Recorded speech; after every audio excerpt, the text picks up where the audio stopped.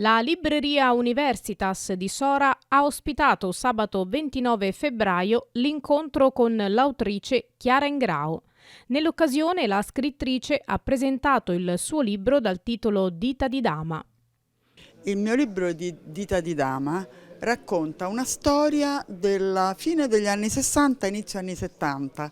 Sembrano tempi molto lontani, ma in realtà racconta vicende che anche oggi hanno un senso perché sono vicende di intreccio fra problemi sul lavoro e problemi nella vita personale. È la storia di due amiche, amicissime, una studentessa e l'altra operaia.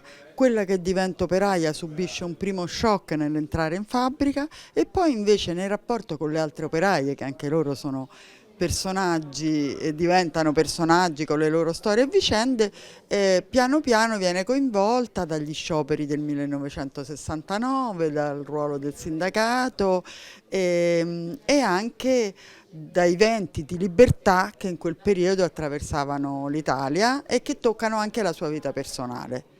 I rapporti con i genitori, l'amore, l'amicizia, un po' un intreccio fra la dimensione pubblica dell'Italia di quegli anni e la vita privata di una ragazza che da ragazzina diventa donna.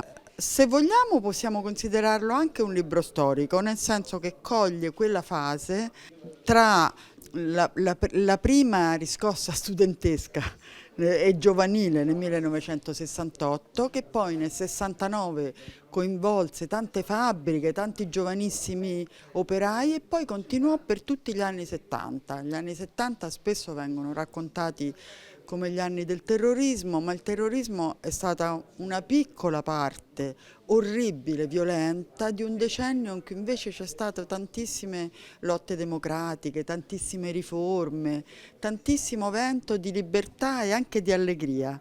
Io ho voluto raccontare anche questo, anche per questo in copertina ho voluto mostrare una fotografia reale di ragazze giovani, sorridenti, perché quella non fu una rivoluzione violenta, fu una rivoluzione vitale. Nell'ambito della manifestazione, la libreria, che spesso accoglie grandi e piccini per eventi e presentazioni, ha ospitato l'assemblea costituente dell'ANPI, l'Associazione Nazionale Partigiani d'Italia. Siamo qui oggi con tante persone, tante nuove persone che si avvicinano magari per la prima volta o vecchi nostri compagni, collaboratori che lavorano da tempo nell'ANPI, perché stiamo dando vita a una nuova struttura dell'organizzazione qui a Sora, una sezione che si occuperà della memoria storica in questo territorio, riguardante sia i fatti locali che quelli più generali della nostra storia, della nascita della nostra democrazia.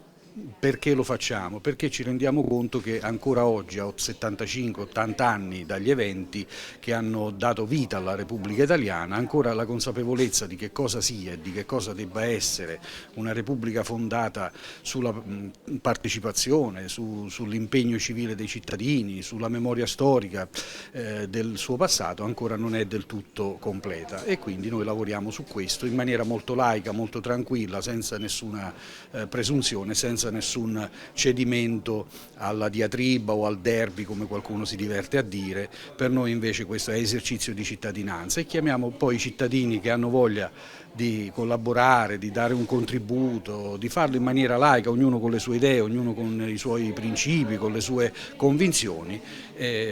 Siamo qui appunto per creare una struttura che consenta tutto questo.